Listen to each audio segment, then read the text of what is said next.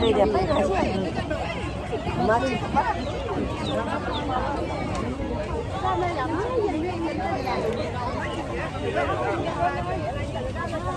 Tao ơi, nhanh con đi về đi. Mày đi chơi đi. Đây mẹ đây rồi. Mua một cái này về ăn cái này.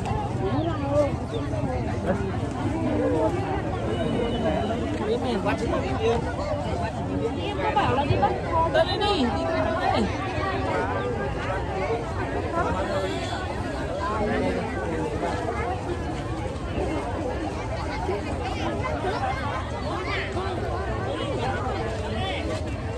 Cho chú nhé, quay phim một tí nhé. Rồi quay đi.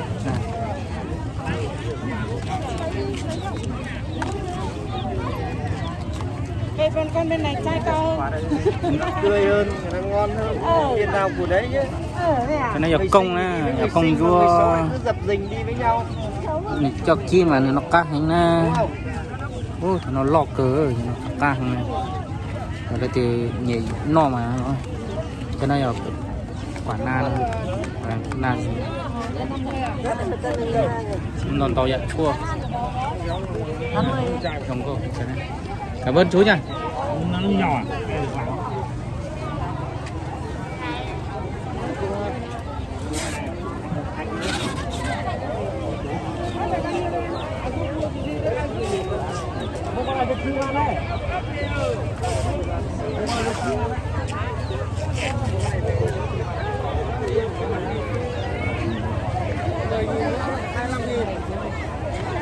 Xin nhìn.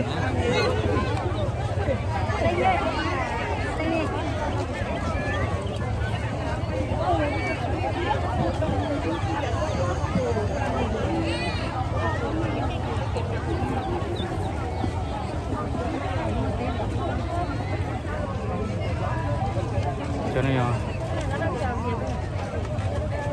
Cho nó mi ở đáy này ông cơ nè. Đáy lòng. Cho nó kim bột từ lấy à, đi cứ. Cái tết của nó.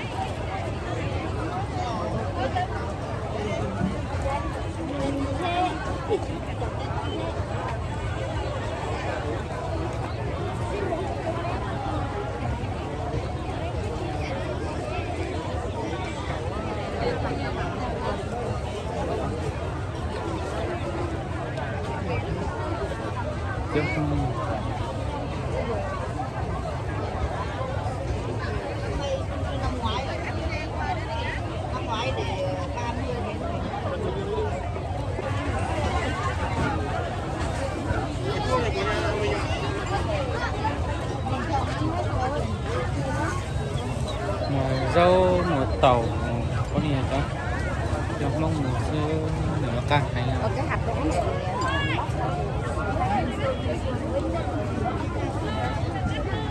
Ok, ngon. Cái mua được cả. Cái mua được nào nó bảo cũng có.